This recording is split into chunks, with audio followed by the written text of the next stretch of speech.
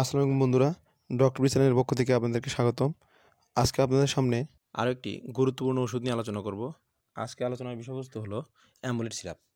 আজকে ভিডিওতে অ্যামুলেট সিরাপের কার্যকারিতা, এর পার্শ্ব প্রতিক্রিয়া এবং এর খাওয়ার নিয়ম সম্পর্কে বিস্তারিত আলোচনা করার চেষ্টা করব।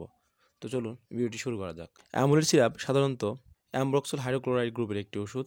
অ্যামুলেট সিরাপের প্রতি 5 মিলি বা 1 চামচ ওষুধে রয়েছে 15 মিলিগ্রাম অ্যামব্রক্সল হাইড্রোক্লোরাইড। এটি ইনসেপ্টা ফার্মাসিউটিক্যালস লিমিটেড একটি পণ্য।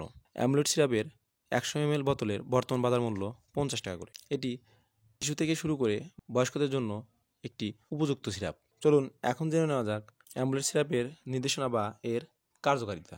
অ্যামুলেট সিরাপ কফযুক্ত কাশি, খুসখুসে কাশি, শুকনো কাশি, হাঁচি, ঠান্ডা এগুলোর জন্য অত্যন্ত কার্যকরী একটি সিরাপ। এটি কফযুক্ত শ্বাসতন্ত্রের একিউট ও ক্রনিক প্রদাহ যেমন একিউট ও ক্রনিক ব্রঙ্কাইটিস দূর করতে সাহায্য করে।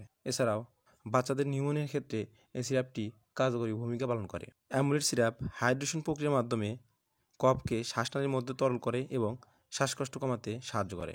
এছাড়াও অ্যামুলেট সিরাপ অ্যাজমা রোগীদের শ্বাসনালীর প্রশস্ততা বাড়াতে সাহায্য করে থাকে। চলুন এখন জেনে নেওয়া যাক অ্যামুলেট সিরাপের খাওয়ার নিয়ম।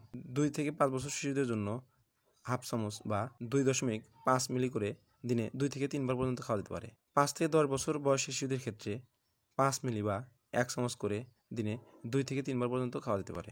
10 বছর এবং প্রাপ্তবয়স্কদের ক্ষেত্রে 10 মিলি বা 2 চামচ করে দিনে 3 বার পর্যন্ত খাওয়া যেতে পারে। প্রতি নির্দেশনা: অ্যামব্রক্সল বা ব্রোমহেক্সিনের প্রতি অতি সংবেদনশীলতা থাকলে অ্যামব্রক্সল সিরাপ থেকে বিরত থাকতে হবে। চলুন এখন জেনে নিই অ্যামুলেট সিরাপের কিছু পার্শ্ব প্রতিক্রিয়া। অ্যামুলেট সিরাপের কিছু কিছু ক্ষেত্রে পরিপাকতন্ত্রে বিভিন্ন পার্শ্ব প্রতিক্রিয়া দেখা দিতে পারে, যেমন পাকস্থলীর প্রদাহ, ভার বা ভাব দেখা দিতে পারে। কিছু কিছু ক্ষেত্রে অ্যালার্জি যেমন চুলকানি, ইডেমা হতে পারে। গর্ভাবস্থায় ও স্তনদানকালে অ্যামুলেট সিরাপের ব্যবহার। গর্ভাবস্থায় অ্যামব্রক্সল গ্রুপের এই ওষুধটি ব্যবহারে এখন পর্যন্ত গর্ভস্থ শিশুর কোনো রকম ক্ষতির তথ্য পাওয়া যায়নি। তবে গর্ভকালীন সময়ে বিশেষ করে প্রথম 3 মাস অ্যামুলেট সিরাপ ব্যবহার করা উচিত না। স্তনদানকালের ক্ষেত্রে অ্যামুলেট সিরাপ নিরাপত্তা এখনও প্রতিষ্ঠিত নয়।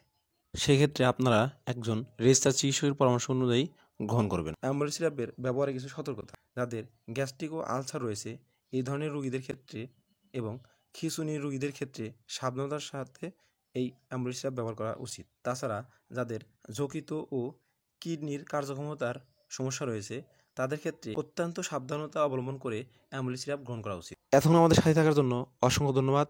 স্বাস্থ্য সম্পর্কিত ভিডিও পেতে সাবস্ক্রাইব করে আমাদের চ্যানেলের সাথে থাকুন। ধন্যবাদ।